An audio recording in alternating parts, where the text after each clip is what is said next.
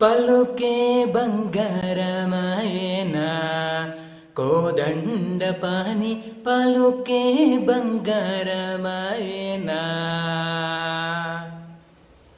పలుకే బంగారమాయే పిలచిన పలుకవేమి పలుకే బంగారమాయే పిలచిన పలుకవేమి కలలోని నామస్మరణ మరువ చక్కని తండ్రి పలుకే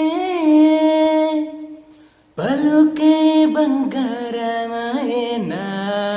కోదండ పాని పలుకే బంగారమాయేనా. రామ ఫైనల్గా ఇప్పటికైనా ఆయన ఇల్లు ఆయనకి ఇవ్వడం జరిగింది. సంతోషం.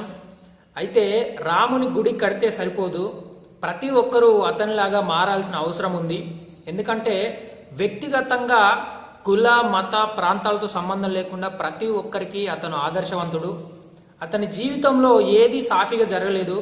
నాకు తెలిసి చిన్నప్పుడు ఒక 10-15 ఏళ్ళు కరెక్ట్గా ఉండి ఉంటుంది. తర్వాత మొత్తం కష్టాలే, ప్రాబ్లమ్సే, దెబ్బ మీద దెబ్బ, బాధల మీద బాధలు పడ్డ వ్యక్తి. ప్రజలు కానీ, ఫ్యామిలీ కానీ, బయట వాళ్ళు కానీ అందరూ కూడా అతన్ని కష్టపెట్టిన వాళ్ళే. అయినా కూడా అతను ఎవ్వరి మీద కూడా ద్వేషం పెంచుకోలేదు, పగ పెంచుకోలేదు, పగ ప్రతీకారాలకు పోలేదు, అతని విలువల్ని కోల్పోలేదు, అతని నేచర్ని కోల్పోలేదు, అతని క్వాలిటీస్ మర్చిపోలేదు, ఎవరిని అతని లైఫ్కి బ్లేమ్ చేయలేదు ఎన్ని కష్టాలు పడ్డా కూడా. ఈ విధంగా అతను వ్యక్తిగతంగా ప్రతి ఒక్కరికి ఆదర్శవంతుడు. ప్రపంచంలో ఒక పరిపాలకునిగా కూడా అతను అందరికీ ఆదర్శవంతుడే. ఎందుకంటే ఫ్యామిలీ కంటే ప్రజలు ఎక్కువ అని ప్రూవ్ చేయడానికి, ఒక ఇన్స్పిరేషన్గా నిలవడానికి అతను ప్రయత్నం చేశాడు. ఎన్నో పర్సనల్ సాక్రిఫైస్ చేశాడు. ధర్మస్థాపన కోసం అతను ఎన్నో కోల్పోయాడు. ఆ విధంగా అతను పరిపాలకునిగా కూడా ఇప్పుడున్న అధికారులకి, ప్రభుత్వాలకి, రాజ్యాలకి అందరికీ ఆదర్శవంతుడు. రాముని లాంటి పరిపాలకులు రావాలి, అట్లాంటి రాజ్యాలు రావాలి, రామరాజ్యం కావాలి.